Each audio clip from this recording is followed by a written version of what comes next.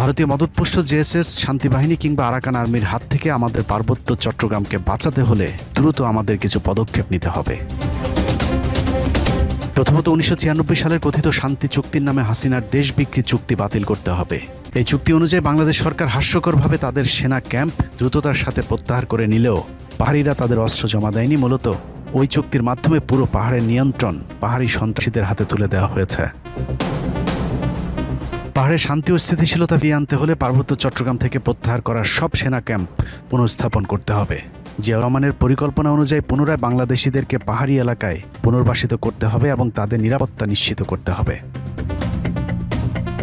পার্বত্য চট্টগ্রাম নিয়ে প্রথম আলো এবং ডেইলি স্টারের ষড়যন্ত্র রুখতে হলে সবার আগে কথিত পাহাড়ি উপজাতি আদিবাসী নামকরণের নামে বাঙালিদের মাঝে বিভাজন বন্ধ করতে হবে। এদের সবার এখানে কেউ আদিবাসী কিংবা প্রবাসী নেই, সবাই বাংলাদেশি, সবার অধিকার সমান। জিয়াউর রহমানের দেয়া বাংলাদেশি জাতীয়তার পরিচয় সবাইকে প্রতিষ্ঠিত করতে হবে। প্রথম আলো ডেইলি স্টারের পাহাড় নিয়ে করা কোনো রিপোর্টের ঠিক 180 ডিগ্রি উল্টো সিদ্ধান্ত নিতে হবে। প্রথম আলো এবং ডেইলি স্টারের সংবাদ কতটা উদ্দেশ্য প্রণোদিত সেটার সবশেষ খাগড়াছড়ির কথিত ধর্ষণের গুজবেই প্রমাণিত হয়েছে। প্রথম আলো ডেইলি স্টারে ঘন্টার পর ঘন্টা ধর্ষণের আপডেট দেওয়া হলেও মেডিকেল রিপোর্ট ধর্ষণের কোনো আলামত পাওয়া যায়নি, সেই খবর ছাপা হয়নি দুটি পত্রিকার কোনোটিতেই। উত্তর ও দক্ষিণ ফ্রন্ট থেকে হুমকি বিবেচনায় বাংলাদেশ সেনাবাহিনীকে এখনই পদক্ষেপ নিতে হবে। বিশেষ করে লালমনিরহাট, ঠাকুরগাঁও এবং বগুড়ার বিমানবন্দরগুলোকে আধুনিকায়ন করতে হবে। সম্ভাব্য ভারতীয় আগ্রাসন ঠেকাতে ফেনী, কুমিল্লা, শমশেরনগর এবং মৌলভীবাজারে স্থায়ী বিমান ঘাঁটি করতে হবে।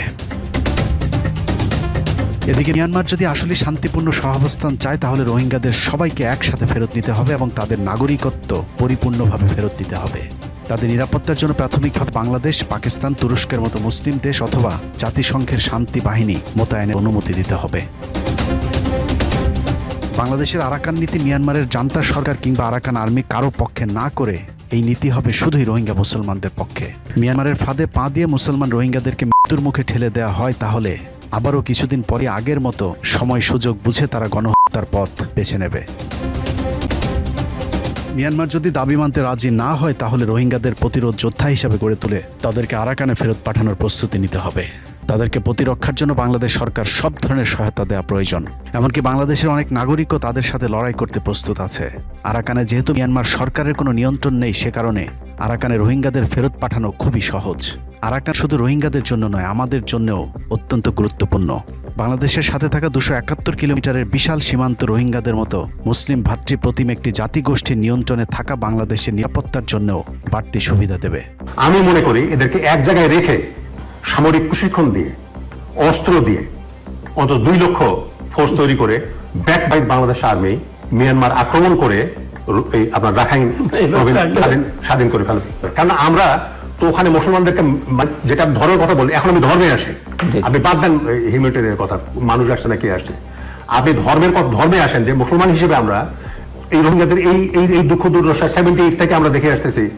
50 সাল থেকে শুরু হয়েছে এটা, তখন থেকে এটা চলে আসতেছে। কতদিন চলবে এটা? It has to end somehow. হওয়া উচিত। আমি মনে করি বাংলাদেশ গেইন যথেষ্ট মিলিটারি পাওয়ার অর্জন করেছে Bangladesh, 43rd economy of the world. তো আমরা এদেরকে এইভাবে মুক্তি দিতে পারি না। এটা এই মিয়ানমার আর্মি ফাজলামি করবে আর আমরা সেটা দেখে থাকবো, এটা হতে পারে না। উই মাস্ট ট্রেন রোহিঙ্গাস, 2 লক্ষ ফোর্স তৈরি করে back by Bangladesh army. We must liberate Rakhine province. Arakan আর্মির মূল উৎস বাংলাদেশে ইয়াবা পাচার। তাদেরকে আর্থিকভাবে দুর্বল করতে হলে বাংলাদেশ সীমান্তে ইয়াবা পাচার শূন্যের কোঠায় নামিয়ে আনতে হবে। এর জন্য ইয়াবা supply line Bandarban, 0 point, Palongkhali, Thengkhali সীমান্তে সর্বোচ্চ সতর্ক অবস্থায় থাকতে হবে। তবে এসব পদক্ষেপ বাস্তবায়ন করতে হলে সবার আগে বাংলাদেশ সেনাবাহিনীকে সিদ্ধান্ত নিতে হবে তারা কি খাতা কলমে পার্বত্য চট্টগ্রামের মালিক থেকেই সন্তুষ্ট থাকবে নাকি বাস্তবেই গুরুত্বপূর্ণ এই ভূখণ্ডের মালিক হতে চায়। অতএব পার্বত্য চট্টগ্রাম নিয়ে ভাববার এখনই সময়। সেনাবাহিনীকে সিদ্ধান্ত নিতে হবে পাহাড় কাদের নিয়ন্ত্রণে থাকবে, বাংলাদেশ নাকি ভারত মিয়ানমার নিয়ন্ত্রিত সন্ত্রাসীদের হাতে। সিদ্ধান্ত আপনাদের। আল্লাহ হাফেজ।